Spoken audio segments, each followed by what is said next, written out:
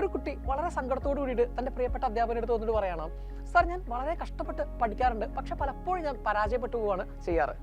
എന്താണ് എല്ലാവരും എന്നെ നോക്കിയിട്ട് കളിയാക്കുകയാണ് ചെയ്യുന്നത്. അദ്ദേഹം വളരെ റിലാക്സ്ഡ് ആയിട്ട് ഇത് കേട്ടിട്ട് അവനോട് പറഞ്ഞു, നീ ഈ ഒരു ഗ്ലാസ് വെള്ളം എടുത്തിട്ട് ഒന്ന് കോറിഡോറിലൂടെ ഒന്ന് നടന്നിട്ട് വരാൻ പറഞ്ഞു. കുട്ടി ചുറ്റിലും ഒക്കെ നടന്ന് തിരിച്ച് അധ്യാപകൻ്റെ അടുത്ത് എത്തി. അധ്യാപകൻ ചോദിച്ചു, നീ കണ്ട കാഴ്ചകൾ എന്തൊക്കെയാണ്? പറഞ്ഞു, കുറേ കുട്ടികളൊക്കെ എന്നെ നോക്കുന്നുണ്ടായിരുന്നു, ചില ആളുകളൊക്കെ എന്നെ നോക്കി കളിയാക്കി ചിരിക്കുന്നുണ്ടായിരുന്നു, ചില ആളുകളൊക്കെ എന്നെ ഇഗ്നോർ ചെയ്തു. ഓക്കെ, എന്നാൽ ഇനി ഈ ഗ്ലാസ് കംപ്ലീറ്റ് വെള്ളം ഞാൻ നിറയ്ക്കാൻ പോവാണ്, നീ തിരിച്ചു വരുമ്പോഴേക്കും നിനക്കുള്ള ഉത്തരവ് ഞാൻ നൽകാം. പക്ഷെ ഒരു കണ്ടീഷൻ ഉണ്ട്, ഈ ഗ്ലാസ്സിലെ ഒരു തുള്ളി വെള്ളം പോലും പുറത്തു പോകാൻ പാടില്ല എന്ന് പറഞ്ഞു.